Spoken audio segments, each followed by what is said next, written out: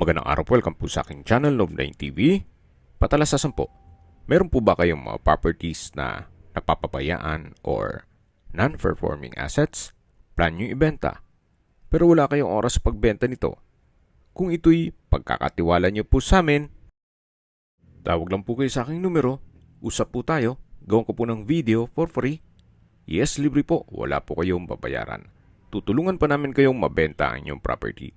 Kami na po bala sa marketing, sa boosting or paid ads. Even sa tripping, hindi na po kayo mapapagod sa pag-entertain ng mga buyers. Kami na po bala sa lahat. Tawag lang po kayo.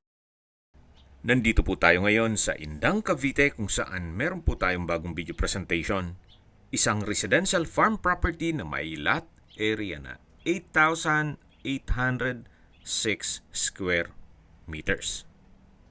Ito po'y titulado. Buhay po ang may-ari, kaya wala po kayong magiging problema sa documentation o sa transfer ng title. Mula po Barangay Road, meron pong right of way, 10 meters ang lapad at 15 meters po mula dun sa property from Barangay Road. Kaya ito'y inner lot. Napakatahimik po ng lugar, sariwa ang hangin, at malamig po ang klima. Malayo na rin po ito sa 14 kilometers danger zone ng Taal Volcano. May access na rin po dito ng tubig, kuryente at sa internet provider naman, magpapakonect na lang din po kayo. Gawa ng marami na rin mga kabahayan dito. Dito po sa loob ay meron pong mga structure, may kubo, na yan po yung isa sa caretaker's house. At sa ngayon po, ito po'y game fowl farm. Marami po siyang mga panabong na manok. Pero hindi po yan kasama sa bentahan. Patag na patag po ang lupa, kaya usable po lahat. Wala pong masasayang.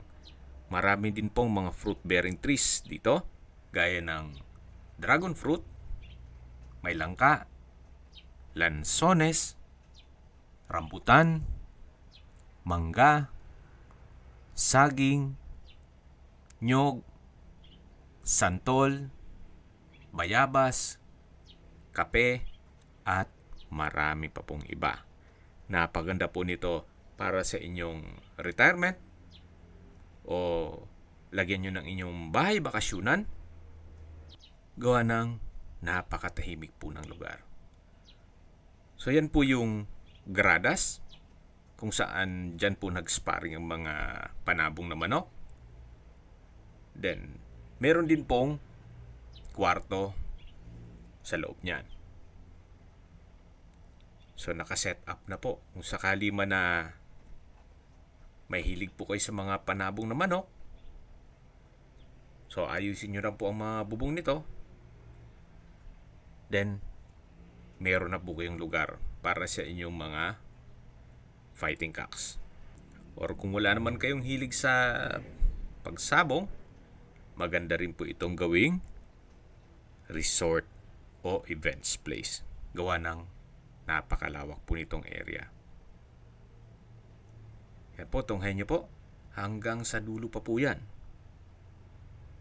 Then kung sakali man po na gusto nyong basic lang na setup, maganda rin pong gawing camping site. At least sa camping site, gagawa lang kayong mga facilities gaya ng mga banyo, at main house. Then the rest puro tent na lang po ang i-set up nyo dyan. So depende po yan sa inyong project kung ano man ang gagawin nyo dito once na ma-acquire nyo tong property. Sa dulong parte nitong lupa o sa property line o boundary ay meron pong dry creek o ilat. Nagkakatubig lang po siya pag umuulan. Habang naglilibot po tayo at pinagmamasdan nyo po itong kapaligiran, pag-usapan na natin ang distance, location at travel time. Mula po sa Provincial Road ng Alfonso Indang, ang distance is 300 meters. Opo, napakalapit lang po nito sa Provincial Road. Kaya accessible din po ito ng public transportation. At mula naman po sa bayan ng Alfonso ang distance is 6 kilometers at ang travel time is 10 minutes. Kompleto na rin po doon kayo ng public market, groceries, convenience store, remittance center, banks, schools, church, at hospital. Yan po yung lagi kong binabanggit sa inyo na dapat nyo i-consider sa paghanap ng property, yung meron pong malapit na hospital. Hindi ko naman po sinasabing sakitin kayo. Yan naman po for emergency purpose lang naman. At mula naman po sa Welcome Arc Alfonso sa Tagaytay Nasugbu Highway, ang distance is 9.8 kilometers at ang travel time is 19 minutes. Mula naman po sa Mendez Crossing, ang distance is 10.8 kilometers at ang travel time is 24 minutes. Mula naman po sa Tagaytay Rotonda, ang distance is 16.3 kilometers at ang travel time is 34 minutes. Mula naman po sa Calax, ang distance is 25.4 kilometers at ang travel time is 56 minutes. Ang Calax po ay connecting South Luzon Expressway, Skyway, all the way to North Luzon Expressway at ibang parte ng Metro Manila. At mula naman po sa Manila o sa airport, ang distance is 58.8 kilometers at ang travel time is 1 hour and 53 minutes. Okay, recap lang po. Ito pong property ay nasa Indang, Cavite. May lot area po ito na 8,806 square meters. Ito po'y titulado. Buhay po ang may-ari kaya wala po kayo maging problema sa documentation o sa transfer ng title. Nasa mataas na lugar, ang estimated elevation above sea level ay 1,297.2 feet. Malayo na rin po ito sa 14 kilometers danger zone ng Taal Volcano. Mula po sa Barangay Road, meron pong right of way na 10 meters ang lapad at 15 meters long. Ito po'y inner lot, kaya napakatahimik po ng lugar, sariwa ang hangin at malamig po ang klima. Napakalapit lang din po nito sa Tagaytay. Okay, sa presyo na po tayo. Binebenta po ito ni owner sa halagang 3,800 pesos per square meter.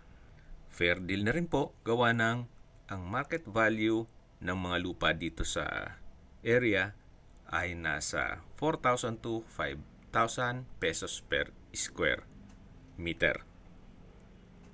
Kung may mga katanungan po kayo, tawag lang po kayo sa aking numero. Sa mga kababayan naman natin nasa ibang bansa, meron po akong WhatsApp, Viber at Telegram. Same number lang po, 0917-316-3399. Sa mga nagtatanong naman po ng aming Facebook, meron po aming Facebook page na Nov9TV at Facebook Real Video. Meron din pong TikTok at Instagram. May ibang YouTube channel po kami, the Nov9TV channel, Nov9TV Listings, Nov9TV On The Spot, Nov9TV Updates, at Nov9TV House Rental. Sana po naibigyan nyo ang video presentation. Paki-like and subscribe na lang po sa aking channel para ma-update din po kayo sa aking future listings. Kung sakali po hanap nyo yung mas malaking sukat ng lupa, meron din po kami ibang listings na pwede nyong pagpilian. Huwag po kayong mag-atubiling tumawag sa amin. Then, let us know your budget para malaman namin kung anong property pwede naming ilog sa inyo. Sa lahat pong viewers, subscriber at nagtiwala po sa amin, salamat po sa suporta. Ingat po kayo lagi at yung pamilya. Maraming salamat po.